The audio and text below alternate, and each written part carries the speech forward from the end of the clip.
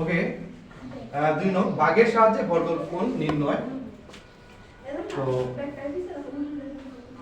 39 69।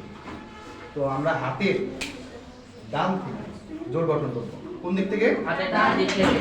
তাহলে এইটা একটা জোড় গঠন করলাম, এটা একটা জোড় গঠন করলাম। তো যেহেতু বর্গের ভাগের সাহায্যে বর্গমূল নির্ণয় করব, তো আমরা এমন একটা সংখ্যা নিব এটার বর্গ যাতে 39 যাতে ছোট হয়, ঠিক আছে, যাতে বড় না হয়। ওকে, তো আমরা যদি 5 চিন্তা করি, 5 × 25 অনেক ছোট হয়ে যাবে। 6 যদি চিন্তা করি 6 × 36, যদি 7 চিন্তা করি 7 × 7 = 49, সেটা কিন্তু 39 এর বেশি হয়ে যায়। আর তো আমাদের এমন সংখ্যা নিতে হবে যেটা বর্গ করলে 39 এর কাছাকাছি হয় বা ওই সেটার বেশি না হয়, ঠিক আছে, আবার বেশি কমও যাতে না হয়, এইভাবে আমাদের চিন্তা করতে হবে।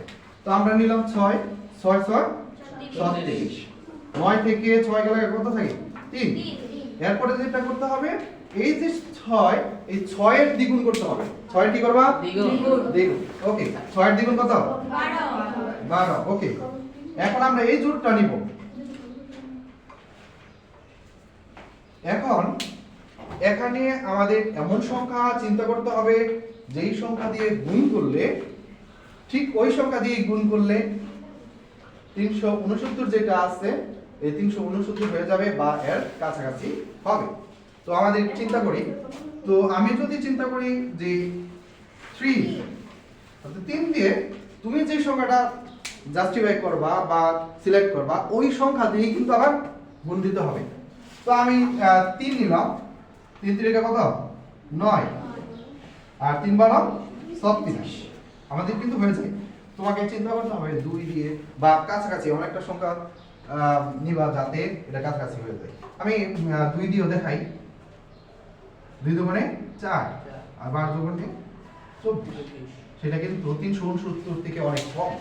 তো আমরা যখন 3 দিয়ে দিলাম একবারে লেভেল 369 হয়ে যায়। সো তুমি যেই সংখ্যাটা চিন্তা করবা ওই সংখ্যাটা দিবা এবং ওই সংখ্যা দিয়ে আবার কি করতে হবে? গুণ করতে হবে। সো এটা হবে 369। অতএব নির্ণয় বর্গমূল কত? 63। 63। তো উত্তর 63। সবাই বুঝছি? Carbon confusion?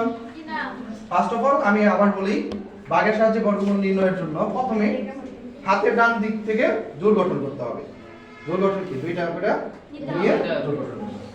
যেহেতু আমি এর ডান দিক থেকে এই একটা জোড় হয়েছে, একটা জোড় হয়েছে, তারপরে সেকেন্ড যেটা করতে হবে এমন একটা সংখ্যা নিতে হবে, এই সংখ্যা নিয়ে গুণ করলে এমন একটা সংখ্যা নিতে হবে যে গুণ করলে ওই সংখ্যার ঠিক ওই জোড়টার ঠিক কাছাকাছি মান হয়ে যায়, ঠিক আছে, তবে বেশি উপরে মানে বেশি হওয়া যাবে।